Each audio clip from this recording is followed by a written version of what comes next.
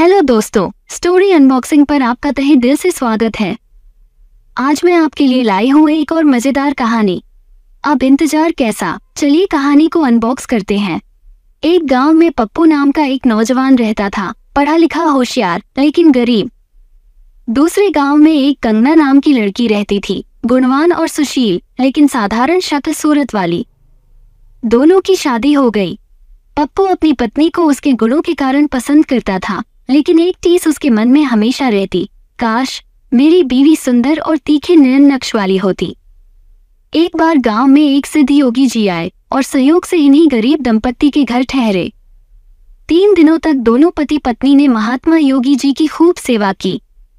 प्रसन्न होकर चलते समय योगी जी ने पप्पू को 3 नारियल दिए और कहा, बेटा, ये 3 नारियल जो मैं तुम्हें दे रहा हूँ, ये कोई साधारण नारियल नहीं बल्कि मनोकामना पूरी करने वाले नारियल हैं।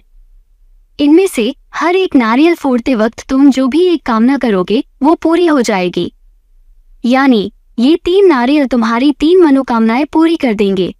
लेकिन ध्यान रखना, इन्हें एक साथ मत फोड़ना, बल्कि सोच समझकर अपनी जरूरत के हिसाब से एक एक करके ही फोड़ना, ताकि तुम्हें जीवन में किसी चीज की कमी ना रहे। इतना कहकर योगी महात्मा जी चले गए। अब पति पत्नी दोनों बैठे कि पहला नारियल फोड़ने पर कौन सी इच्छा की जाए। पति बोला, मेरी तो सबसे पहली इच्छा यही है कि तुम परियों जैसी सुंदर और रूपवती बन जाओ। पत्नी झुंझला कर बोली, मेरे सुंदर होने से क्या होता है जी, आपको हमारी गरीबी दिखाई नहीं देती।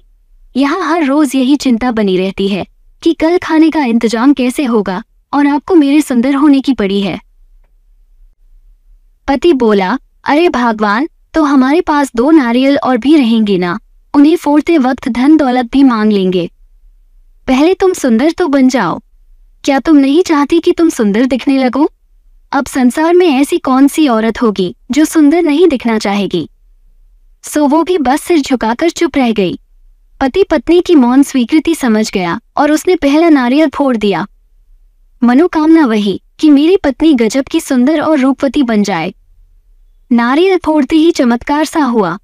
उसकी साधारण शक्ल सूरत वाली पत्नी पल भर में स्वर्ग लोक की किसी अप्सरा जैसी सुंदर बन गई। पत्नी तो सुंदर रंग रूप पाकर खुश हुई ही, पति की खुशी का तो जैसे ठिकाना ही नहीं रह गया। अब जैसा कि स्वाभाविक था, पप्पू की बीवी का रातों रात सुंदर बन जाना पूरे गांव में चर्चा का विषय बन गया। वो नौजवान जब ये चर्चाएं सुनता तो फूला ना समाता। ओहो, मेरी पत्नी इतनी सुंदर। पत्नी के सौंदर्य ने उसके ऊपर कुछ ऐसा जादू किया कि वो अपनी गरीबी को कुछ वक्त के लिए जैसे भूल ही गया। बाकी के दोनों नारियल वो अभी बचा कर रखे रहा। कुछ ही दिन बाद किसी जरूरी काम से उसे दूसरे गांव जाना था। उसने पत्नी से कहा, मैं जरा दूसरे गांव जा रहा हूँ, 2-3 दिन में लौट आऊंगा। इस बीच तुम जरा होशियार रहना और घर छोड़कर कहीं मत जाना। इतना कहकर वो चला गया। किस्मत की बात, पप्पू का जाना हुआ और अगले ही दिन उस राज्य के राजा नरेंद्र पाल सिंह का उसके गांव से गुजरना हुआ। वो घोड़े पर बैठा अपने सिपाहियों के साथ पप्पू के घर के सामने से गुजरा। उस समय पप्पू की पत्नी बाहर पौधों को पानी दे रही थी। राजा नरेंद्र की नजर जैसे ही उस अद्भुत सुंदरी नारी पर पड़ी, वो देखता ही रह गया। ये तो स्वर्ग लोक की कोई अप्सरा जैसी लगती है, ये इस झोपड़ी में क्या कर रही है? राजा ने सोचा, इसे तो मेरे महल में होना चाहिए। राजा ने तुरंत पप्पू की पत्नी के सामने रानी बनने का प्रस्ताव रख दिया। पप्पू की पत्नी ने बताने की कोशिश की कि वो विवाहिता है और उसका पति बाहर गया है, लेकिन राजा के ऊपर उसके सौंदर्य का जादू कुछ इस तरह चल चुका था कि उसने कुछ सुना ही नहीं। वो बल प्रयोग करके जबरदस्ती उसे अपने महल में ले आया और कैद करके रख लिया। अब वो उसे अपनी रानी बनाने के लिए मनाने में जुट गया। बेचारी कंगना खाना पीना छोड़कर पप्पू की याद में रोने कलपने लगी और उन योगी महात्मा जी को कोसने लगी जो मनोकामना पूरी करने वाले नारियल देकर गए थे। ना वे नारियल होते, ना वो सुंदर बनती, और ना ही आज ये दिन देखना पड़ता। उधर पप्पू जब घर लौटा तो उसे गांव वालों से सारा हाल पता चला। दुष्ट राजा नरेंद्र पाल सिंह उसकी अबला पत्नी को उठा ले गया है। ये सुनकर उसके तन बदन में आग लग गई।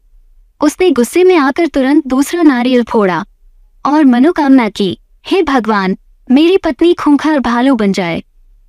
बस फिर क्या था, राजा नरेंद्र के महल में बैठी उसकी पत्नी खूंखार भालू बन गई।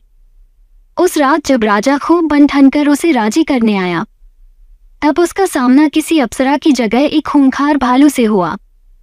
भालू गुर्राते हुए उस पर टूट पड़ा और कुछ ही मिनटों में उसने राजा को चीर फाड़ डाला। राजा की चीख पुकार सुनकर जो पहरेदार बचाने आए, भालू ने उन्हें भी नहीं बख्शा।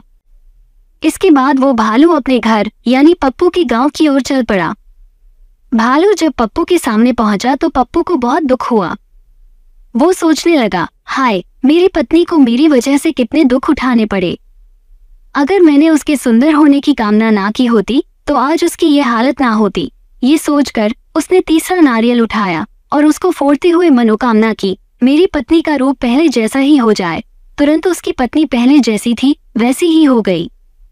मनोकामना पूरी करने वाले तीनों नारियल फूट चुके थे। फिर इसके बाद उन्हें जीवन से किसी तरह की कोई शिकायत ना रही। अगर आपको ये कहानी पसंद आई हो तो इसे लाइक और शेयर जरूर करें। और यदि आपको हमारे चैनल की और बहुत सारी ऐसी ही रोचक कहानियां सुननी है तो इसे सब्सक्राइब कर लें। अगली कहानी में मिलेंगे, तब तक के लिए हंसते रहिए, मुस्कुराते रहिए।